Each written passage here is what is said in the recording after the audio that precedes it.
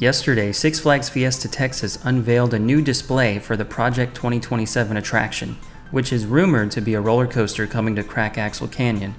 Unlike previous teasers, this display got people talking about hidden meanings instead of the same symbolism and phrases that have been used for the previous 5+ months. On the small crate to the left, you see some numbers, abbreviations, and words used that we have not seen before in this teasing campaign. I'm going to go through what all of these things mean, try to make sense of them, and even give you some predictions on what the manufacturer is and the potential model of this roller coaster. Because let's face it, to this point, there's been nothing that tells us it's something other than a roller coaster. So let's start off with the top of this crate. We have the abbreviations MAX GR as well as Q cap and the words tear and net in the middle. All 4 of these can be found with a quick Google search. These are things that are always written on shipping containers that go overseas. So what they stand for are max gross, tear, net, and cubic capacity, and they all relate to weights of items shipped in these containers. The tear is the weight of an empty container, while the net is the weight of the stuff in the container. You add both of these together to get the max gross weight, and the cubic capacity is a volume of the inside of what the container can hold. That's the easy part. Now let's move on to the more intriguing stuff, which is the letters and numbers that are BDX 442. There's been a lot of comments already on this, and I should have talked about it a little bit yesterday. I barely showed it. Let's start with BDX. I've looked for coaster model acronyms that relate to this. I really couldn't find anything. When I did a quick Google search, here's what I found. The first thing that came up was BDX Performance, and we'll get to that in a second. I ended up finding a company that has a stock ticker, BDX. And it's Becton Dickinson & Co. and they look like they're a medical company. They make some kind of medical equipment, nothing to do with what we're talking about right now. I also found a theme park application of BDX, which are droids at the Disney parks, but that still doesn't relate to what we're looking for. I also found tuners for cars, but again, I don't think this relates to a roller coaster. There's also some sort of transistor applications that came up, and some of these did mention linear motors, which is interesting, but again, remember that the clues so far have not indicated magnets for launches. So then I went to the thing that came up the most, which was BDX Performance. They're located in Virginia, and they specialize in sophisticated or high-performance ATVs and side-by-sides and UTVs. They make all kinds of vehicles for consumers as well as commercial.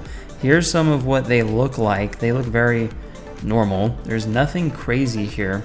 And when I looked at what BD stood for, it looks like it's Buggy Depot because it says that they partner with that supplier. So this is like an extension of BD. I don't know, this is BDX. And the only reason this is interesting to me is because we've seen clues in the past for this attraction that show tracks or off-road vehicles of some sort. And I've talked about roller coasters out there that have that kind of design as their train or cars. And that is what we might see here at Fiesta Texas. So it is worth noting that BDX could relate to a certain kind of coaster model that uses ATV or off-road buggy style trains. Now, here's where things get way more interesting. Stay with me now. Remember those clues that Jeffrey sent where he kept showing multiple tracks? And I'm not just talking about the ones like this where it shows 2 tracks side by side. I'm talking about the one where it looked like there was a 3rd track. Well, what if I told you that there was a coaster model that could do something like this where 2 tracks could split into 3? There's something out there that is this creative. And so I had to go on to RCDB and look. And I'm also looking for that number, 442. I've seen some rumors about 442 being some kind of control console code, but I don't have any evidence of that being the case. What I do know is that Vekoma happens to have made approximately 445-ish roller coasters to date. When I look at the list, ranging from newest coasters first, it isn't far-fetched to think that this coaster here at Fiesta Texas could be their 442nd coaster ever built, and that might be why we're seeing that number on the crate. That could be a serial number that relates to Vekoma, and B&M Mach, Intamin, Premier, they have not made near that number of roller coasters. Vekoma has made way more thanks to the Boomerang and SLC models. They're about at 445, so it is plausible to think that this coaster track has already been manufactured, and other coasters out there may be a little ahead of it opening wise or later than it. This could be 442. So I am very confident in saying with 99.9% certainty that this roller coaster will be a Vekoma. But the question is which one? So let's look up the Switchback model from Vekoma. They have a roller coaster out there in Queensland, Australia that just opened called Jungle Rush, and not only does it feature those almost ATV or off-road tired roller coaster trains, but it features track that goes up a booster incline turntable lift hill, and that turntable can move to 2 other pieces of track so that you can go up forwards on this turntable lift hill and then be let go, slide backwards onto a new section of track, go through everything backwards again, only to end up on that same turntable lift hill. And this time when you stop and you fall back down, you go on another different piece of track forwards. You can either go back to the station to end the ride, or you can go around forwards until you come back to the lift a 3rd time on the turntable and then go backwards to the station to end the ride. They even have a sign here that shows you can begin the ride forwards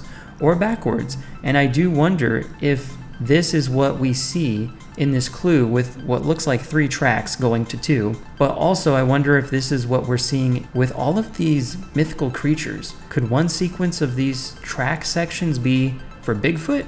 Could another sequence be for a Yeti or a Lake Worth monster? I don't know, but so far I'm thinking there's a lot to this ride that makes sense regarding the clues we have received so far. And lastly, I do want to say that I'm hearing this will be a truly unique, immersive experience.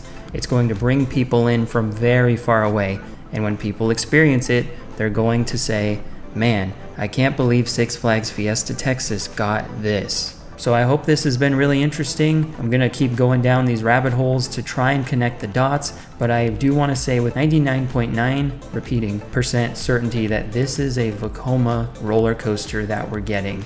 I just need to figure out what BDX stands for. I'll see you guys on Monday for week 53 from Six Flags Fiesta Texas, where I'll talk about brisket disappearing from a lot of Six Flags menus in favor of sirloin steak. I'll talk about the drone show and extended hours that are coming to Six Flags Fiesta Texas. And I'll talk about 2 new water coasters that look to be coming to the United States in 2027. And last but not least, I'll talk about some new info on Howl-O-Scream at SeaWorld San Antonio, because there are some code words being used for their 2026 haunted houses.